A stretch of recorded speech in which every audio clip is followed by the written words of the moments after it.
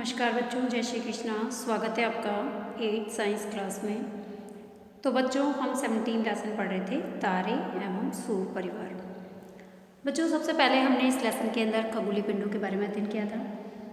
इसके बाद हमने चंद्रमा के बारे में भी अध्ययन किया, चंद्रमा की कलाओं के बारे में अध्ययन किया, चंद्रमा के धरातल के बारे में अध्ययन किया। फिर हमने जो है तारामंडल के बारे में अध्ययन किया, विभिन्न प्रकार के तारामंडल जो है के बारे में हमने अध्ययन किया था। और आज हम बच्चों हमारे सौर परिवार के बारे में अध्ययन करने जा रहे हैं। तो चलते हैं बच्चों हमारे सौरमंडल की ओर। तो बच्चों, ये हमारा सौर परिवार है। आप देख रहे हैं सौर परिवार को। देखो, सौर परिवार किसे कहते हैं? सौर परिवार का मतलब ये है कि सूर्य और इसकी परिक्रमा लगाने वाले विभिन्न प्रकार के जो खगोलीय पिंड है, इसको हम सम्मिलित रूप से क्या कहते हैं? सौर परिवार कहते हैं। समझ में आया? देखो, ये सूर्य है, अब इसके चारों ओर विभिन्न ग्रह जो है वो परिक्रमा लगा रहे हैं, है ना। तो ये जब सूर्य के चारों ओर विभिन्न ग्रह या विभिन्न खगोलीय पिंड, ग्रह के अलावा खगोलीय पिंड भी जो है सूर्य के चारों ओर जो है परिक्रमा लगाते हैं, तो इन सबको सम्मिलित रूप से हम क्या कहते हैं? सौर परिवार कहते हैं। अब इसके अंदर कौन कौन से पिंड जो है, खगोलीय पिंड जो है वो सूर्य के चारों ओर परिक्रमा लगाते हैं? तो इसके अंदर यदि हम देखें तो ग्रह है, उपग्रह है, धूमकेतु है। तो इसके अंदर बच्चों ग्रह है, धूमकेतु है, क्षुद्र ग्रह है, उल्काएं हैं, ये सभी जो होते हैं सूर्य के चारों ओर परिक्रमा लगाते हैं। और इन पिंडों के बीच में गुरुत्वाकर्षण बल के कारण ये पिंड जो होते हैं सूर्य की परिक्रमा लगा पाते हैं। देखो, इन सभी ग्रहों और खगोलीय पिंडों के बीच में, सूर्य और इन पिंडों के बीच में गुरुत्वाकर्षण बल लगता है, और इस गुरुत्वाकर्षण बल के कारण ही ये अपनी निश्चित कक्षा के अंदर जो है वो सूर्य के चारों ओर परिक्रमा लगाते हैं। समझ में आया? अब देखो सूर्य के चारों ओर परिक्रमा लगाने वाले जो पिंड होते हैं उनको तो हम कहते हैं ग्रह। है समझ में? जैसे बुध एक ग्रह है जो सूर्य का सबसे नज़दीक है, फिर इसके बाद शुक्र भी एक ग्रह है, पृथ्वी भी एक ग्रह है, मंगल भी एक ग्रह है, बृहस्पति भी एक ग्रह है, यूरेनस, शनि, नेपच्यून, ये सब ग्रह है ना। तो सूर्य की परिक्रमा लगाने वाले खगोलीय पिंडों को कहते हैं ग्रह, और फिर ग्रहों की परिक्रमा लगाने वाले पिंडों को कहते हैं उपग्रह। समझ में आया? है ना। जैसे यहाँ पे पृथ्वी एक ग्रह, अब पृथ्वी के चारों ओर परिक्रमा लगाता है कौन? चंद्रमा। तो चंद्रमा पृथ्वी का उपग्रह हो गया। समझ में आ गया? और पृथ्वी सूर्य का क्या है? ग्रह है। समझ में आया? अब देखो, यहाँ पर इस सौर परिवार में हम यहाँ देख रहे हैं कि सभी ग्रह जो है एक निश्चित पथ पर सूर्य के चारों ओर परिक्रमा लगाते हैं। तो ये जो पथ है इनका, ये क्या कहलाता है? एक कक्षा कहलाता है। देखो, सब अपने अपने पथ पर एक निश्चित कक्षा में चक्कर लगा रहे हैं। सबका एक निश्चित प्लेस है, वहीं पर वो परिक्रमा लगाते हैं सूर्य के चारों ओर। समझ में आया? तो सभी ग्रह जो होते हैं एक निश्चित पथ पर सूर्य के चारों ओर परिक्रमा लगाते हैं। इस पथ को कक्षा कहते हैं। समझ में आया? अब जब कोई भी ग्रह सूर्य के चारों ओर परिक्रमा लगाता है, मान लो बुध ग्रह या पृथ्वी या शुक्र, कोई भी ग्रह, ये ग्रह जब सूर्य के चारों ओर एक परिक्रमा पूरी करने में जो समय लगाता है, इसको इसका परिक्रमण काल कहते हैं। क्या कहते हैं? परिक्रमण काल। समझ में आया? जब कोई भी ग्रह सूर्य के चारों ओर एक परिक्रमा पूरी करने में जितना समय लेता है, वो इसका परिक्रमण काल कहलाता है। समझ में आया? और कोई भी ग्रह जैसे बृहस्पति है, तो जब ये एक गुणन पूरा करने में जो समय लेता है, एक बार घूमने में, जब ये परिक्रमा लगाता है तो घूमता घूमता लगाता है, तो जब ये एक गुणन पूरा करने में जो समय लेता है वो इसका कहलाता गुणन काल। समझ में आ गया? तो प्रश्न आता है, परिक्रमण काल और गुणन काल में क्या अंतर है? परिक्रमण काल मतलब तो है सूर्य के चारों ओर परिक्रमा लगाने में, एक परिक्रमा पूरी करने में कितना समय लगता है, और गुणन काल यानी कि एक गुणन पूरा करने में जो समय लगता है किसी भी ग्रह को, उसे क्या कहते हैं? उसका गुणन काल कहते हैं। समझ में आया समझ में? अब देखो, यहाँ पर हमने विभिन्न प्रकार के ग्रह देखे हैं। देखो, सन 2006 के अंदर सौर परिवार में कितने ग्रह थे? 9 थे। लेकिन अभी प्लूटो जो है, इसको सौर परिवार से, ये सूर्य का सबसे दूरस्थ ग्रह था प्लूटो, और 2006 के अंदर अंतर्राष्ट्रीय खगोलीय संघ ने क्या किया है? ग्रह की एक नई परिभाषा बनाई है, जिसके अंदर प्लूटो को ग्रहों की श्रेणी से हटा दिया है।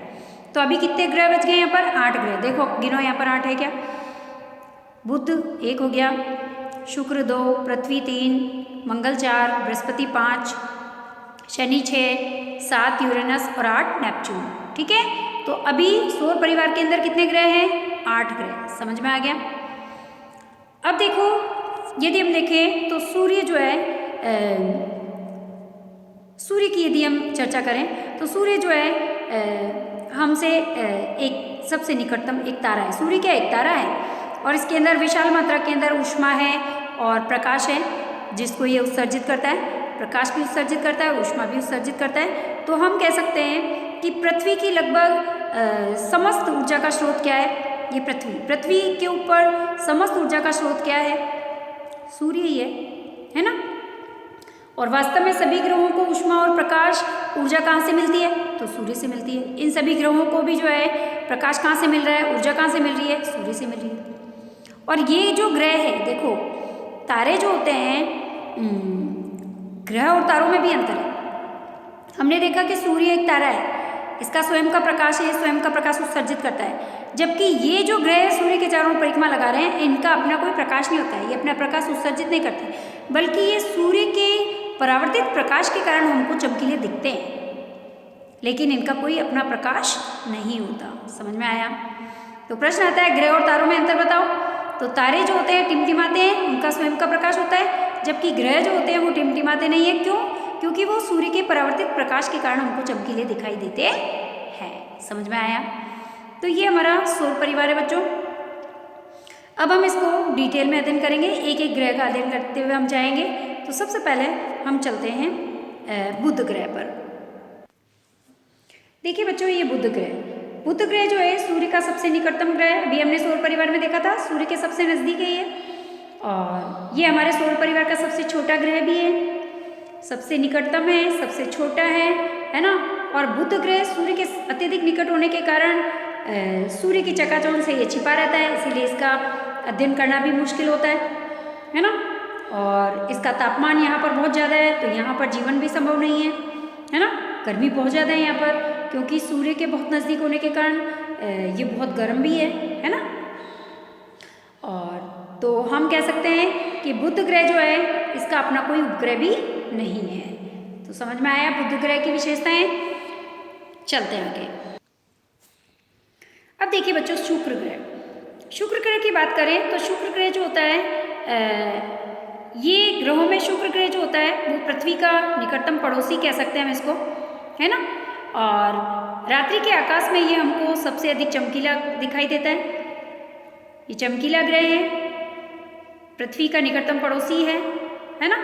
और ये जो है हमको कभी कभी सूर्योदय से पहले ये हमको पूर्वी आकाश में दिखता है, और कभी कभी सूर्यास्त के तुरंत बाद ये हमको पश्चिम दिशा में दिखाई देता है, पश्चिमी आकाश में दिखाई देता है। इसीलिए इसको भोर का तारा और संध्या का तारा भी कहते हैं। समझ में आया? तो प्रश्न आता है सबसे चमकीला ग्रह कौन सा है? तो शुक्र। भोर का तारा, संध्या का तारा किसको कहते हैं? शुक्र ग्रह को। क्यों कहते हैं? क्योंकि सूर्योदय के समय ये हमें पूर्वी आकाश में दिखाई देता है, और सूर्यास्त के बाद ये हमको पश्चिमी आकाश में दिखाई देता है, इसीलिए इसको हम भोर का तारा और संध्या का तारा भी कहते हैं। समझ में आया? और अब देखिए शुक्र ग्रह जो होता है, शुक्र ग्रह का अपना इसका कोई उपग्रह नहीं है ना।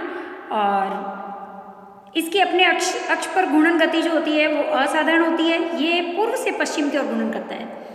शुक्र ग्रह जो है वो पूर्व से पश्चिम की ओर घूर्णन करता है, जबकि पृथ्वी जो होती है पश्चिम से पूर्व की ओर घूर्णन करती है। समझ में आया? पृथ्वी तो करती है पश्चिम से पूर्व की ओर, और शुक्र ग्रह करता है पूर्व से पश्चिम की ओर। ठीक है, तो शुक्र ग्रह सबसे चमकीला, भोर का तारा, संध्या का तारा इसको कहते हैं। इसका कोई उपग्रह नहीं है, और ये पूर्व से पश्चिम की ओर घूर्णन करता है। समझ में आया? चलते हैं आगे। अब देखिए बच्चों, पृथ्वी जो है ये भी सौर परिवार का एक ऐसा ग्रह है जिस पर जीवन संभव है। सिर्फ एक ही ग्रह ऐसा है, हमने 8 ग्रह देखे, उसमें से सिर्फ पृथ्वी ऐसा ग्रह है जिसके ऊपर जीवन संभव है। अब पृथ्वी पर देखिए, पृथ्वी पर जो है हम कह सकते हैं कि जल है, वायु है ना। और कुछ विशिष्ट पर्यावरणीय अवस्थाएं यहाँ पर है जिसके कारण यहाँ पर जो है वो जीवन संभव है। और हम कह सकते हैं कि इनमें से पृथ्वी की जो है सूर्य से उचित दूरी भी है ना, और पृथ्वी का तापमान जो है ये भी उचित है, और यहाँ पर जल है, उपयुक्त वायुमंडल है, ओजोन का आवरण है, इसीलिए यहाँ पर जो है वो जीवन संभव है। तो प्रश्न अलग से ये ऐसे भी बनता है कि पृथ्वी पर ही जीवन संभव क्यों है, अन्य ग्रहों पर क्यों नहीं?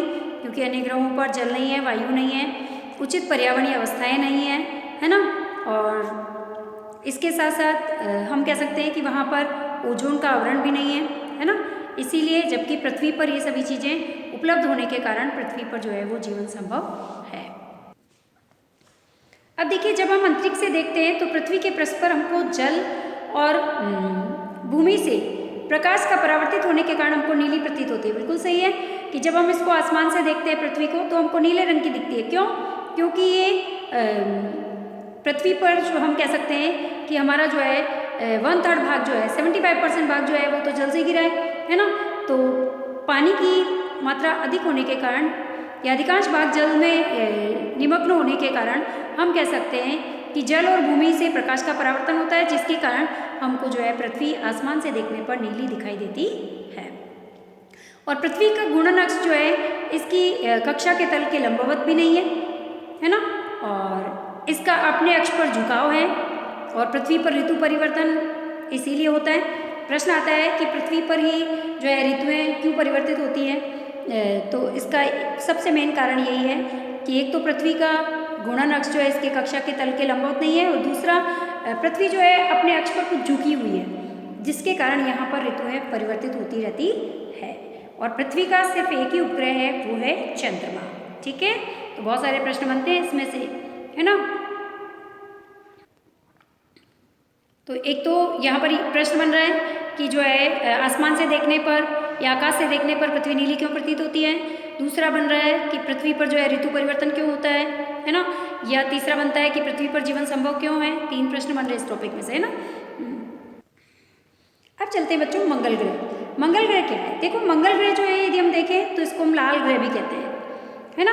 पृथ्वी की कक्षा के बाहर का सबसे पहला ग्रह है ये मंगल ग्रह, और ये हल्का सा रक्ताभ प्रतीत होता है। रक्ताभ यानी लाल, है ना।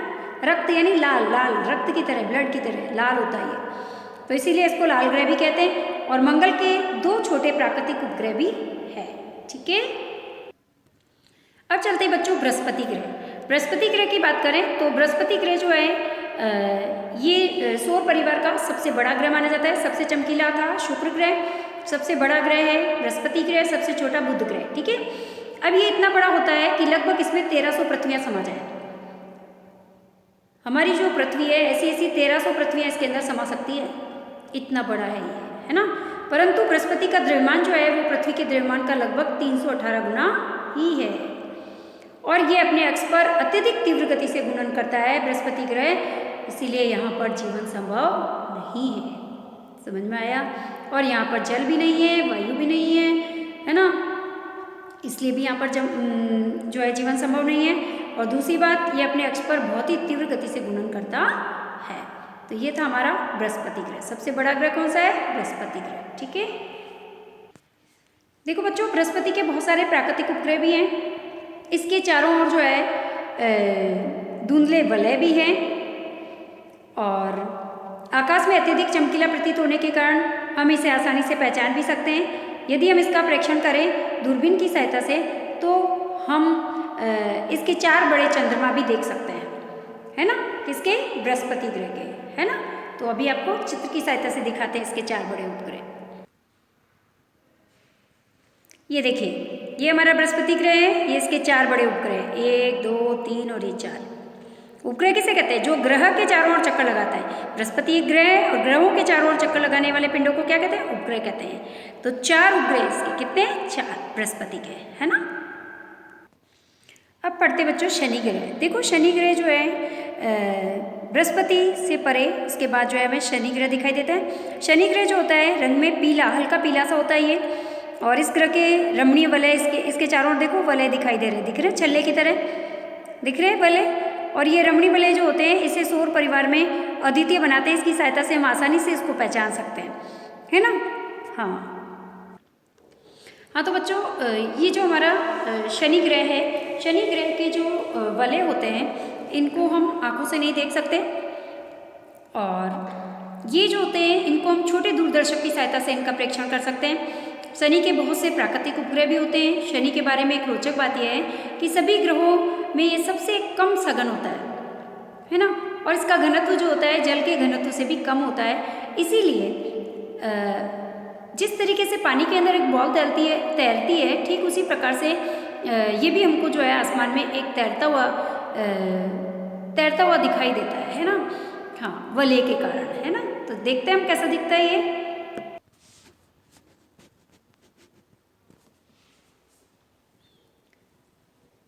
ये देखिए बच्चों, ये शनि ग्रह, देखो इसका घनत्व जो है जिस तरीके से बॉल को पानी में डालने पर ये हमको तैरती हुई दिखाई देती है, ठीक उसी तरीके से शनि ग्रह का प्रतिबिंब यदि हम पानी में देखें तो हमको जो है इसी तरीके से ये पानी में तैरता हुआ दिखाई देता है, क्योंकि इसका घनत्व जो होता है वो बहुत ही कम होता है ना। देखिए इसके चारों ओर वलय है ना, इसको हम दूरदर्शक की सहायता से देख सकते हैं ना, दूरबीन की सहायता से भी देख सकते हैं। अब देखिए यूरेनस और नेपच्यून, ये सौर परिवार के सबसे बाह्यतम ग्रह कहलाते हैं, है ना, और इनको केवल बड़े दूरदर्शक की सहायता से ही देखा जा सकता है। शुक्र की भांति यूरेनस भी जो है पूर्व से पश्चिम की ओर घूर्णन करता है। अभी हमने देखा था शुक्र ग्रह जो है पूर्व से पश्चिम की ओर घूर्णन करता है और पृथ्वी पश्चिम से पूर्व की ओर घूर्णन करती है।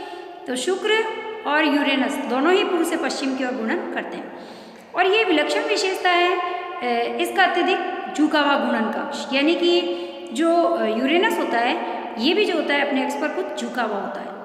इसीलिए ये हमको इसकी जो कक्षीय गति करते समय ये हमको पृष्ठ पर लुढ़कता हुआ प्रतीत होता है, क्योंकि ये अपने कक्ष पर कुछ झुका हुआ होता है, और झुका होने के कारण ही जब ये परिक्रमा करता है सूर्य के चारों ओर या अपने अक्ष पर घूमता है तो ये हमको कैसा दिखता है, ऐसा लगता है जैसे ये लुढ़कता हुआ गति कर रहा है ना। आया समझ में। तो ये हमारा यूरेनस, देखो अपनी कक्षा के पथ पर ये यूरेनस इस तरीके का हमको। अब देखिए बच्चों, सौर परिवार के प्रथम जो 4 ग्रह हैं, जैसे जो सौर परिवार के सबसे पास में है, नज़दीक हैं, जैसे बुध है, शुक्र है, पृथ्वी है, मंगल है, ये 4 ग्रह जो होते हैं इनको हम ये अत्यधिक सूर्य के नज़दीक होने के कारण इनको आंतरिक ग्रह कहते हैं। समझ में आ गया।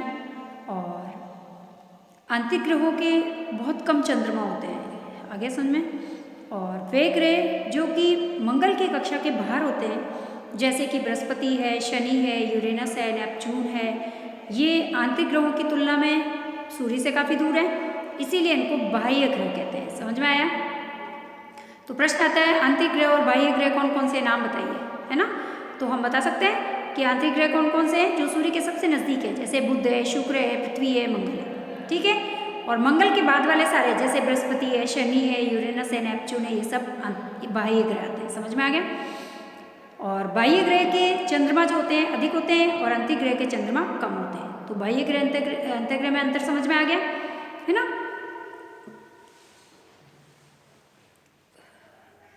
बाह्य ग्रह के चंद्रमा अधिक होते हैं और आंतरिक ग्रह के चंद्रमा कम होते हैं, ठीक है। चलते आगे। अब देखिए बच्चों, प्राचीन भारत में खगोलिकी किसे कहते हैं। देखो लगभग 4000 वर्ष पहले ऋग्वेद के अंदर प्राचीन भारत की खगोलिकी का उल्लेख मिलता है।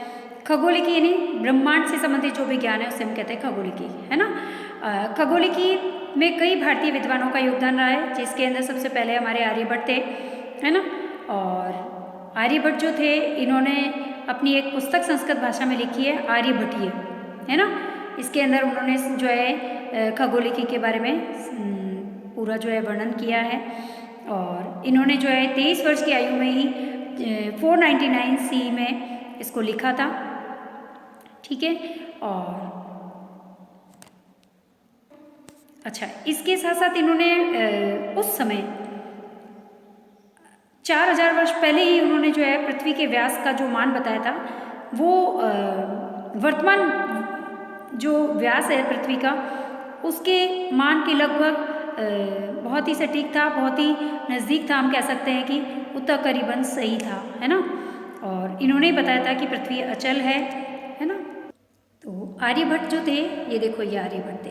आर्यभट्ट ने अपने आर्यभट्टीय ग्रंथ के अंदर सब कुछ अपना जो है खगोलिकी के बारे में पूरा वर्णन किया है, सब कुछ बताया है। इन्होंने सबसे पहले बताया कि पृथ्वी गोल होती है ना। और इन्होंने ही जो है बताया कि पृथ्वी अपने अक्ष पर घूर्णन करती है ना। और इसके साथ साथ इन्होंने ही बताया कि जो है सूर्य जो है चंद्रमा जो है, चंद्रमा और सभी ग्रह जो है सूर्य के परावर्तित प्रकाश के कारण चमकते हैं, सबसे पहले इन्होंने ही बताया। सूर्य ग्रह और चंद्र ग्रहण के बारे में भी जानकारी सबसे पहले इन्होंने ही दी थी, है ना। और अच्छा, इन्होंने ये भी बताया कि जब पृथ्वी की छाया चंद्रमा पर पड़ती है तो चंद्र ग्रहण होता है ना।